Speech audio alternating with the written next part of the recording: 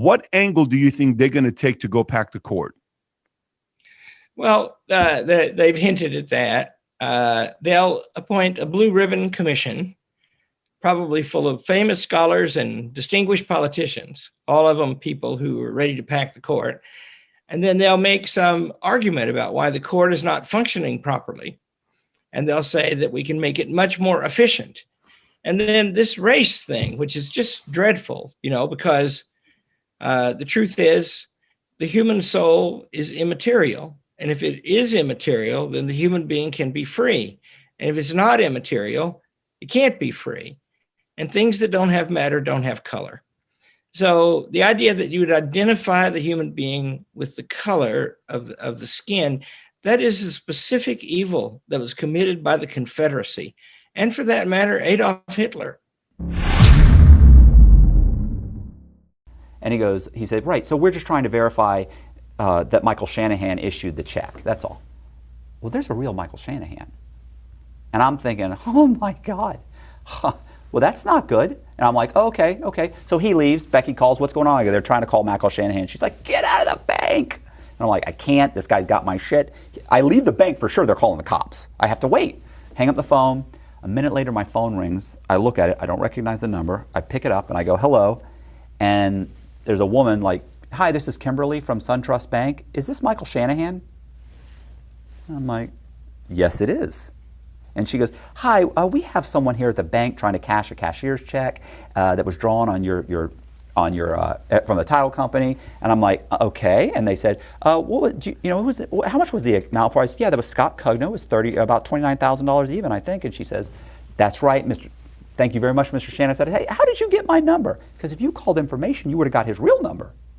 And I go, how'd you get my number? Oh, we called the title company. They looked on the application that I had filled out, and I'd used the cell number. And they said, we just got it off of there. I hope it's okay. No problem. Okay, thank you. Boom. Hang up the phone.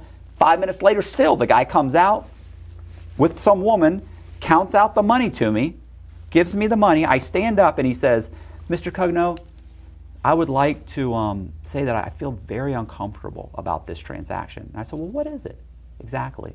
And he goes, I can't put my finger on it. And I said, well, it'll come to you. And I walk off. Listen, I was terrified, fucking terrified. Would you urge all the American people not to take the vaccine? Would you become part of the campaign not to take the vaccine if it were voluntary? Explain why not. Look. No, I'm not anti-vaccine. People call me anti-vaccine because of the way of marginalizing me and silencing me and saying, that's why I'm asking you the question. I'm not anti-vaccine. Look, Alan, I've been trying to get mercury out of fish for 37 years. Nobody calls me anti-fish. God bless you. I support you on that 100%. But what would you do? Let me just say television. What would you tell the American public if a vaccine were available, and if you were invited, say, to speak to members of the Black community, members of the Latino community, members of the general American community, and they said, if they come out with the vaccine, it does what Bill Gates says it's going to do, which is you give one shot, you get lifetime immunity, and there are vanishingly rare serious injuries. So I don't mind, jab site, redness, itching, forget about it. I don't care. I'm talking about deaths for brain damage, 1 in a million. That may be acceptable. In that case, and it works, and I'd say, I tell people, I'm going to get it. Let's go ahead and get it.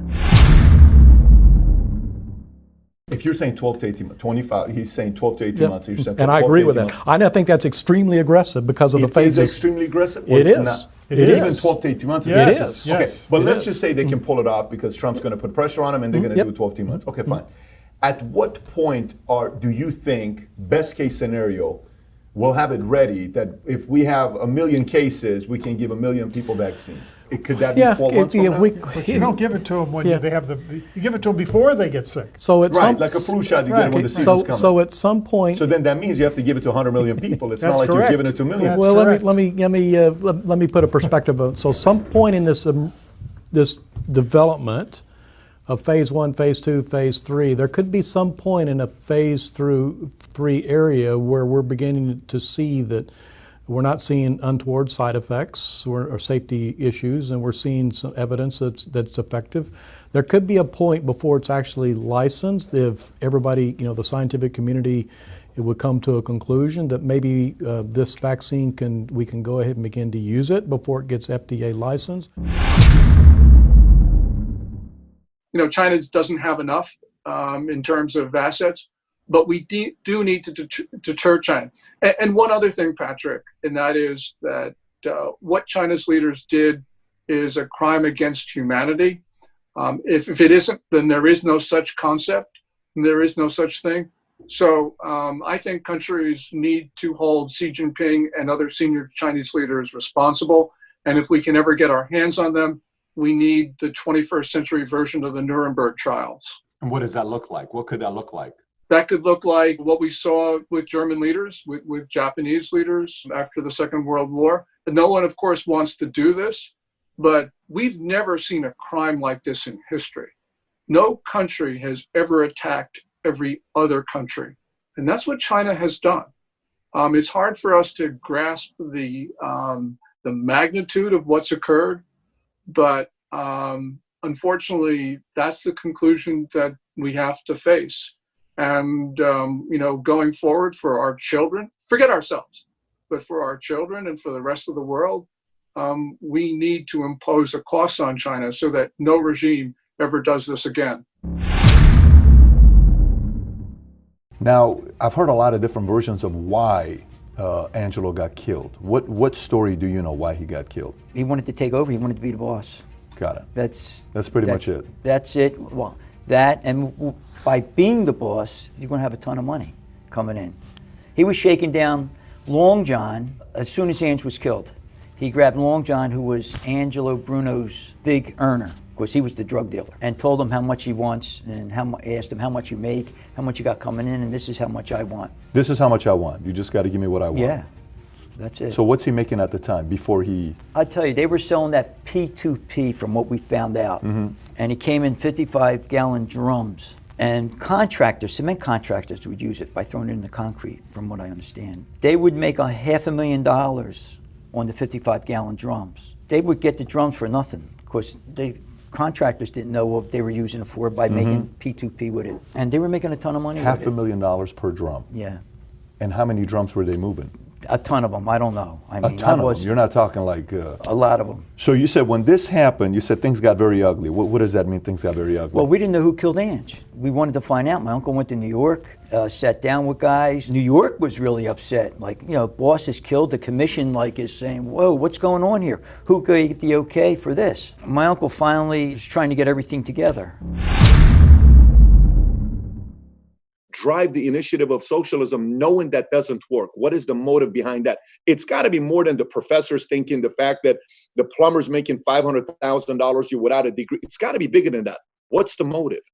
It operates on many levels. That's just one level. Here's another level. You've got all these young people, and they are actually living in the middle of technological capitalism, but they're a little bit like the fish that is not really conscious of the water, because the water is all around them. So their world includes Uber and iPhones and Airbnb and GPS. Now, none of this would have come without technological capitalism, right? If you had left it up to the post office, for example, they probably wouldn't even have thought of overnight mail. It took outside private companies like UPS and FedEx, and then the post office goes, oh, wow, even though the airplane's been around for 100 years, we can still do that. We can do it now. So they got... But no innovation comes out of government per se, or very little. But for a lot of young people, they take all this for granted. They never think about how did all these things come to be? They didn't magically fall out of the sky. What is the system that produced them? They don't think about that.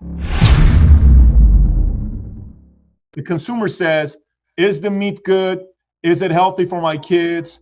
Is it going to be cheap? Check, I'm good to go. Why should I, the consumer, be so concerned about what's going on? Because there's a concentration. So there's an oligarchy of power and control at the top of the food, at the top of the chain, right? And that trickles down to you. So they are able to eliminate competition in the United States while bringing in cheaper, lower quality meat from other countries, 18 other countries, and they can put that on top of our meat, mix it in the grind or mix it in, you can go to the grocery store and you may buy a cut of beef that says product of the USA, but that does not mean that it is a product of the USA. So basically what I'm telling you is, as a consumer, you don't know what you're buying. If I know these bad times are coming, I'm a regular guy, what else do I do to position myself better? Well, what a person does is what they can do. And since the average person has no financial education, they can't do much. So like, I can short the market. I'll make more money as it short's coming down. So I'm looking forward to it. But the average pensioner, they're handcuffed. They can't get out. If they take the money out, they're penalized 30%. They screwed them. They screwed everybody. That's Wall Street, the government, and all these guys. So what can I do? I'm one of them. What do I do? Does it go back to employee, self-employed, business owner, investor? Like, go find a business, go start a business, go reposition yourself career-wise?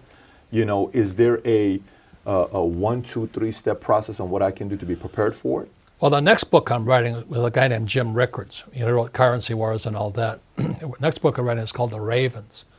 And Jim and I see eye to eye, definition of intelligence. He says, you should have gold and you should have silver. You should have museum quality artwork. I don't have any of that. Museum quality artwork. Yeah. And real estate. What typically happened to somebody that was rebellious against a regime like that? So, like in school, right? At school, I did go to school. I didn't learn about the revolution or democracy or none of that. Things that I learned is like how brave, like what kind of miracles our dear leader can do, and how bad the West, the democracy, the world was. And everything was brainwashing in school. Like even like learning math was like, there are 4 American bastards. You killed 2 of them. Then how many American bastards left to kill? As like 5, 6 years old, you say 2 American bastards. And the game that you play, we don't play with the Barbie dolls. We don't play some Legos. We play with tanks. We use mud and build tanks and say, the teacher is like, why did you build this tank? I was like, I built this tank because I want to kill our enemies and be loyal to our dear leader.